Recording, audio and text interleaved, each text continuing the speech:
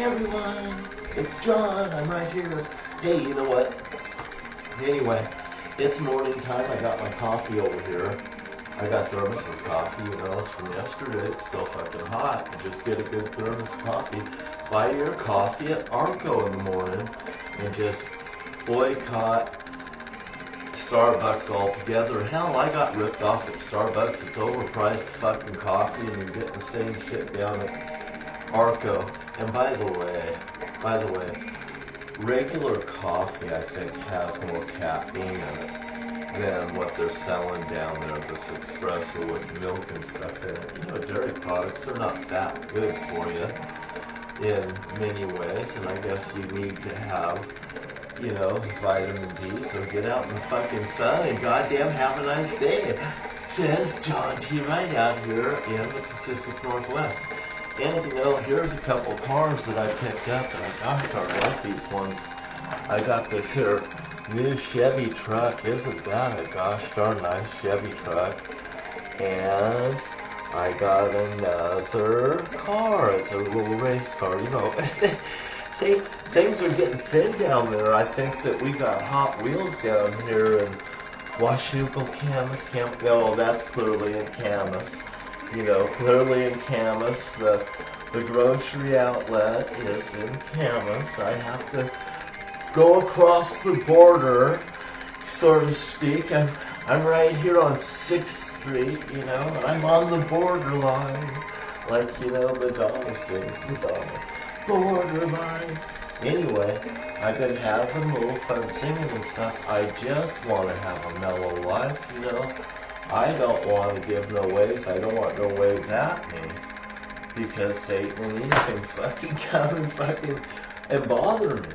I mean, you know, in a way, it keeps them out my fucking ass. You know, I fucking don't like it when Eve comes around, and you know, me and Satan, we've had a long goddamn time fucking playing stupid fucking games with each other, I guess. You know, he's been playing games with me all these years between him and the Holy Father, and then Eve being the 3-ring circus, you know, just like this here ring. I wore this because it's a 3-ring circus between him and me. And it also makes Eve feel somewhat secure. Okay, look at Eve's perspective on all this. Here she got to run around free and stuff. And by the way, she came and seen me at my home in 1995 when Kathy and me was getting a divorce, and Kathy was in the house. Kathy and Brian and Matthew and they were sleeping. And Eve had been there the night before doing a striptease and a burlesque dance. And because I wouldn't let her in the house, when they were in the house, I said, my family's in this house, you're not coming in here. She fucking demanded to come in that house, and she had a woman with her. And, you know, I think the woman was prepared to touch me. You know, Eve was going to let this happen. You know, she was going to be there. That naughty little Eve. Oh, I know what she was up to. I could read people a fucking mile away and tell me God's intuitions in me. And also, you know, I read people because of George teaching me how to do things. And by the way, they were housing George down there in the Morton Bowling Alley, the Morton basement down there at 208 Main Street. You know, Henry, you got Twin Star Credit Union at 101 Main Street. Well, hey, the 21st Credit Union's right there. It's lined from the river to the sea. There's signs all the way to Morton if there was an invasion right there. And that's just the goddamn truth, the way they set that up. You know, it is what it is. Twin Star Credit Union used to be Twin County Credit Union, and I had a fucking loan there at a credit union. Sure, everybody at the mill we got this credit union started over there. Yeah, it was the seed money to the D.B. Cooper crime. Oh, and somebody asked me, well, what about the money down at Tina Bar? Well, hell, wasn't that something? Tina Bar. Well, Tina was the woman that was next to George on that airplane That's 7/27 in 1971, the day before Thanksgiving. Oh, my brother Jim, he got married on that day, years later, but as an anniversary thing, He got married on the same day that his dad pulled the D.B. Cooper stunt. And they told him all into secrecy, and Jim pinned down that fucking family. Don't you say a word or I'll kill you. I know how Jim operates and stuff, and I know how the whole goddamn family operates. You tell them a fucking secret, and then you fucking browbeat them forever overseas. Don't tell me your fucking secrets. I don't want to hear your goddamn bullshit. That's what I was telling him. Don't tell me shit. I don't want to goddamn hear it. I'm not going to do this sworn to secrecy bullshit with you guys, and then how you act weird around me, because that's what they goddamn do. And that's what people do too. Don't get in a fucking secret. Here, I open my windows, and my windows are usually open. Right here, they've been open all night. I fucking here listening to music, fucking having a good time. Paid up my YouTube for the next fucking year, and at the U.S. Bank, you can see it on my statement. That son of a bitch is paid, so as long as at least I'm on this computer, I'm commercial free, and I'll be running my music right through this here computer right here, so you won't hear me goddamn bitching about that. Now, we've settled that problem too. Now, this here week, what I'm going to do is I'm going to go exercise today. I'm going to go have my car have the oil changed and stuff to it too this morning. I'm going to have my motorhome service this here morning, or maybe tomorrow even. Do one today and do one tomorrow. I'm going to stay here at the Rama. I'm getting this here book that I do lotteries from. I'm going to set up right here to do the lottery. I picked up all the supplies that I already need. I'm going to try to execute this and try to pull 5 out of 6 numbers. There's nothing wrong with second place when you're in the lottery race, and if you knew what to anticipate, if you were juggling, what balls would come up next. Say you were doing it with pool balls, and you ever see somebody do pool balls and juggle balls like that? Well, usually that's only 3 balls.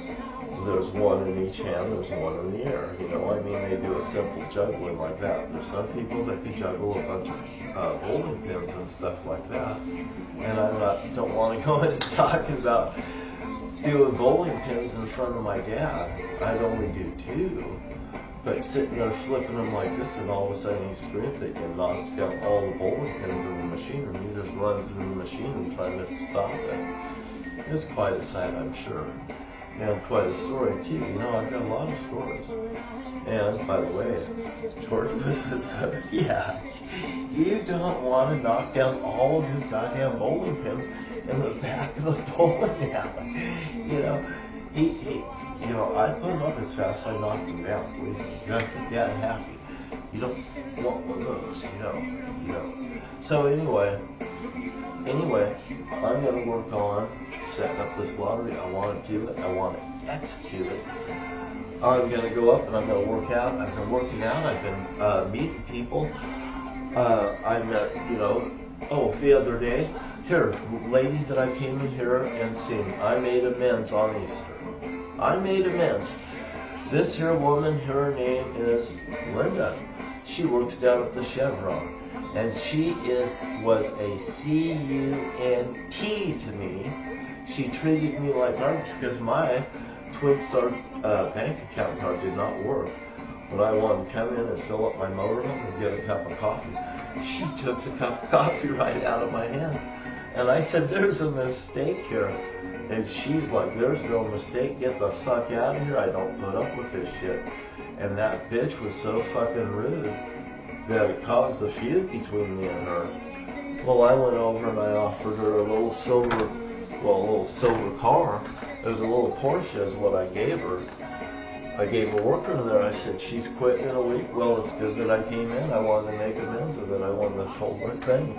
You tell her that she's retiring. I want her to have a Porsche from D.B. Cooper son. I never put it down like that. I put it down nice, and I said, you tell that Linda if there was a problem between me and her, I want her to know that I seen her down here at the Chinese restaurant, and I seen her at the Chinese restaurant, and this woman, she was dressed so cute, you know, and she may watch this very video. I mean, I don't want to offend her, but she looked totally different than she did down at Chevron. Yeah, that's right.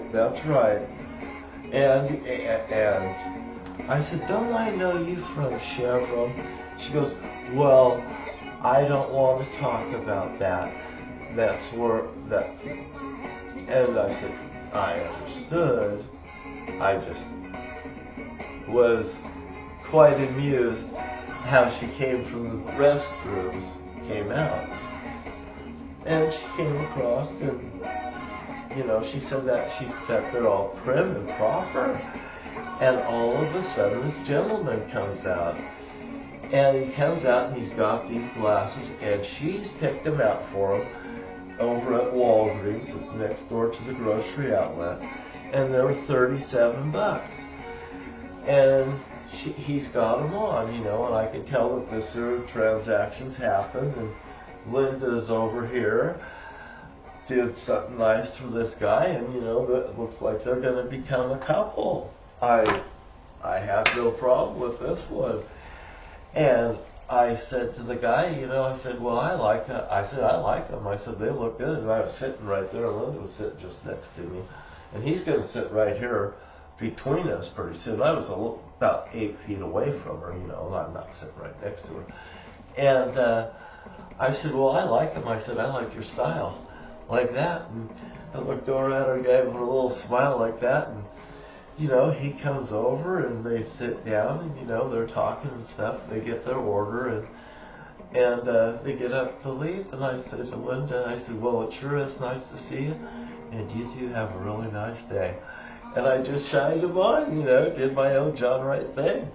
And, you know, it feels fucking pretty good. Anyway, I went down there, I gave her the new worker that's going to be the new manager the car, and I said, so you're going to be the new one?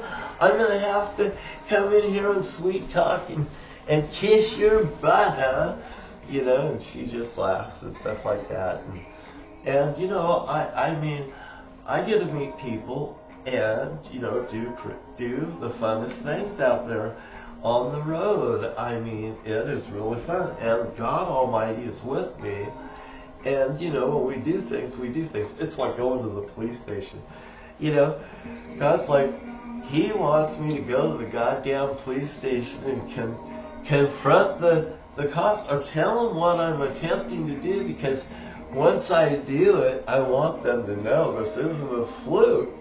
If I pull it off, you know. And win the lottery, I'll put a new bowling alley in here and just donate it and write off it on my taxes. And all that money that I got from have to pay the Washington state taxes, well, there's a good way I can get back a big tax return, especially over a series of a few years on this year, and especially on the depreciation. It's like, you know, when you invest in something, it's like a car. You know, you drive it off the lot, the value could go down, the value could go up. You just don't know. And another thing is, I love business. I just want to come in there on, you know, Friday and Saturday night and party with everybody like a regular person. Have regular people hired to run that bowling alley properly. I'll get to come in and see the fucking sheet, what the buy-in sheet and stuff is on it. And I know how to PM those fucking bowling machines. That ain't no goddamn problem either. So I come in, PM the bowling machines, and, you know, have somebody trained to snap the lanes and stuff and do what I say there. And they've got a fucking going concern. And by the way, click credit card only, so I don't want cash involved, so you can't rip off my bowling alley. Cash is gone nightly. There ain't no fucking cash there to rip off. I love that idea. And it's because I'm not going to be there in any way there's cash involved. There's theft involved, you know. So anyway, I try to do things right the best I can the way I do. Hey, you know what? I don't have to pay money on my income that I have. Why? Well, if I just refinance the bowling alley and take all that money and pay off the wages and stuff for the next year, and then just go and pay off the debt like that. I'm doing the tsunami of that with the way that I do money, and all that money is tax-free to me. And you know what? You have to pay the taxes on your money that you get from me. You see? Now you're going to have to learn to do things like I do and get out of the taxes. But if you're going to do it, you're going to get out of it legally. And if you knew better, you do better. But anyway, that's nor here nor there. But I'm going to try to hit the lottery this week. I've always tried to put a schedule and keep a schedule. I want to go to Beacon Rock, maybe Tuesday night and stay up there. I might stay up there the week, like that, because I'll stay at the state park and I'm right there, and I could do my lottery numbers even right there. But once I get settled down and I figure out what's going on with them, I'll either stay here or I'll go up there, but I think I'll just stay here. But that's an option that I've been thinking is I could just go up there and work out my lottery numbers. But really, if I just work them out straight right here, not run around and do all my supplies, I think I got a better shot at hitting it. And I've done it before. Why can't I do it again? I love trying to pull a rabbit out of a hat. Especially it's a challenge, and it's a personal challenge to me. It keeps me occupied, it keeps my mind fit and stuff. I'm working out and stuff. And it keeps me out of trouble. I'm trying to be right. I'm in the Pacific Northwest. I'm not public enemy number one. I'm not a vagrant. I was told by a woman that's a vagrant that I was one of them. I said, no, I'm not one of you. Well, I'm me. I am me and I'm me. You guys want to think that I'm fucking homeless with you? No, not exactly. I might be homeless, but I'm homeless with me and the Holy Father. And everybody have a nice and wonderful day is what I always say. And it's Yashua inside the cup. It's Yashua outside the cup. Jesus was a lie created by Satan and Eve to facilitate their actions. I mean, that's just the part of it. That's just it. And the Holy Father's in control. I gave it over to him. I got the Bible from that Susan Jane Donahoe. She's totally evil to me. She makes me think of bad things. I don't want her fucking around me, and it's bad for everyone. If I get pissed off and stuff and the fucking rock goes into action, it's just not cool. I just assume be true and fit and do what God Almighty wants and be what He wants me to be. Because one, Satan and Eve gets forgiven at the end of the day, and so does everyone else. And some people that just refuse the fucking thing, they'll goddamn burn longer than others. Or they may just never be there, because if your name wasn't written in the book, it will never be written in the book. So other people think, well, I've done so much, why would God forgive me? Well, I've done so much stuff, and look what God's done, and He's used me. And thank you for your time. Have a wonderful day. I'm looking for the mouse right here. And just be cool and no one will get hurt. And even Satan and Eve get saved. It's Yashua inside the cup. It's Yashua outside the cup. And you could do that to your own body. I'm telling you the truth. And by the way, you don't have to send me money. I'm not panhandling from you. I don't want to shake your hand. I do an air bump. Air bump's cool. I mean, do I really have to make contact with your elbow to make you happy at this point? My name's John T. Wright. I'm the Holy Father's Son. Right now, I'm Adam in the flesh. I'm Yashua. Yashua will return in 4024 on 10/17/4024. The Holy Father, Satan, and Eve would like you to obey and honor the name of Yashua on the 16th, 17th, and the 18th of the 10th month of the year.